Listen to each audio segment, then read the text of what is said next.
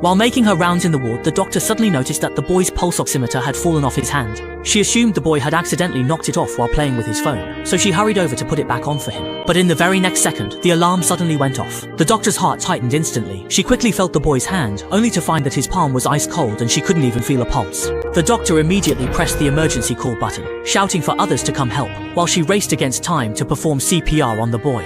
A nurse rushed anxiously into the emergency room, telling the doctor that the boy in the observation room had gone into cardiac arrest. All the medical staff looked completely bewildered. They had no idea there was another patient in the observation room. At that moment, Dr. Ju suddenly remembered that not long ago, the head nurse had told him there was a teenage patient in the observation room. Although the injuries seemed minor, she still needed to check on him. But at the time, she was busy treating a car accident victim, so she hadn't gotten around to it. Realizing something was wrong, Dr. Jung put down what he was doing and immediately rushed to the observation room next door.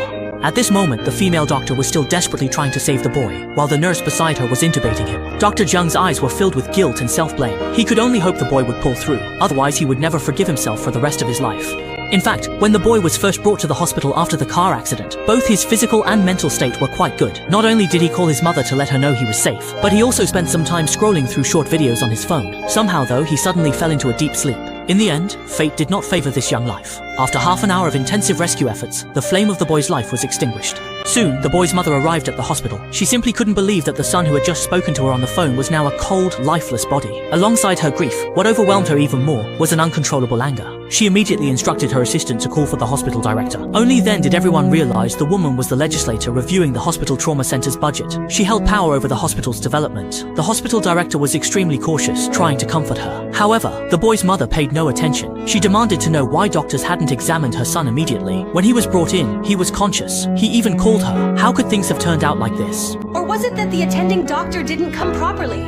Are you saying that you deliberately let my son die because you messed up like this, with such a grave error? Dr. Jung was overwhelmed with grief when he heard this. If it hadn't been for his negligence, perhaps the boy wouldn't have died like this. Just as the woman was about to sue the hospital for medical malpractice, the director of the emergency room walked in.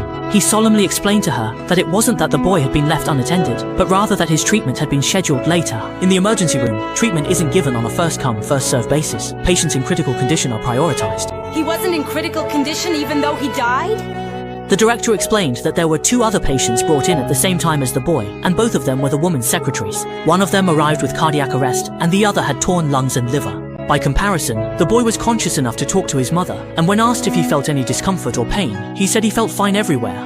If you were the doctor, who would you have judged to be in more critical condition? Perhaps moved by the director's words, the woman eventually gave up her lawsuit against the hospital. But this incident still became Dr. Young's nightmare.